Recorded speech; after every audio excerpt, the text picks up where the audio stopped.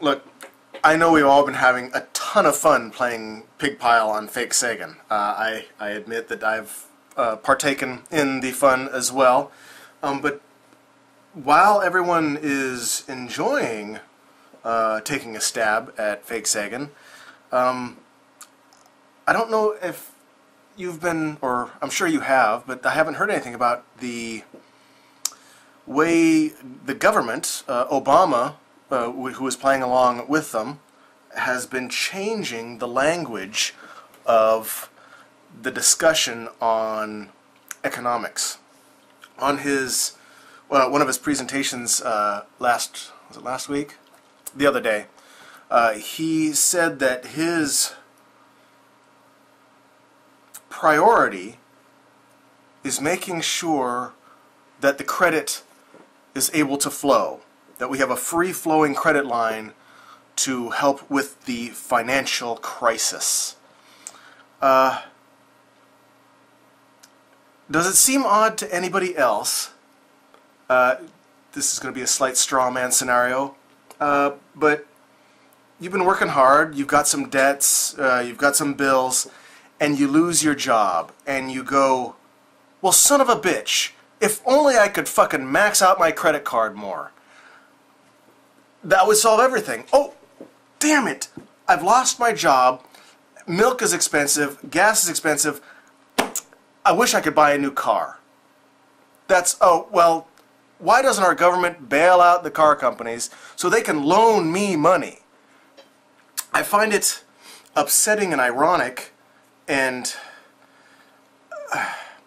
mostly just upsetting that people are accepting the scenario of the economy is bad, so we're going to print money, give it to the rich people so that they can loan it to the poor people. And that's going to solve our economy. The only way to make our economy stronger is for the poor people to get in more debt. Does that sound rational to you? If you're rich and able to print more money, absolutely. If I was filthy, disgusting, no, I wouldn't.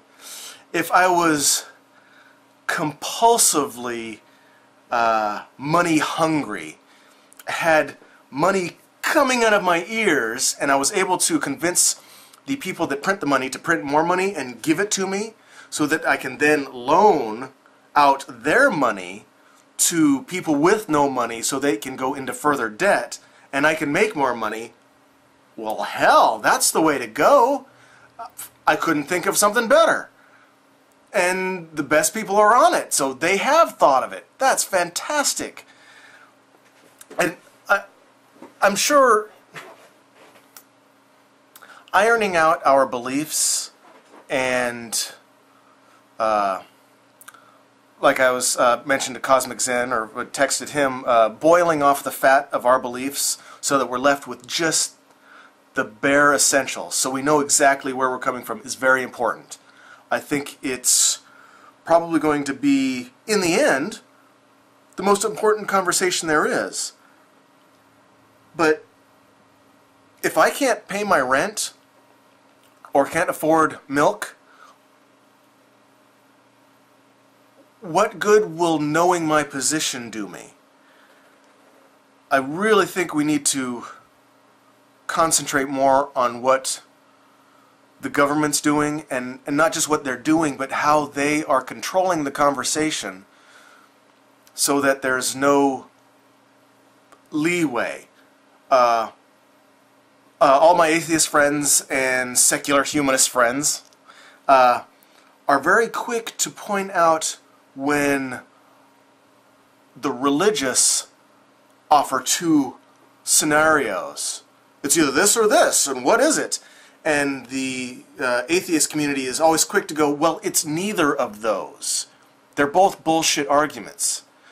But for some reason, we're lagging a little bit on our government doing the exact same thing, giving us what they see are the only scenarios, and we're just taking it up the ass because, oh, they must know what they're doing. I'm not smart enough to figure that out, but we're smart enough to figure out whether God exists or not, or what beliefs are more important.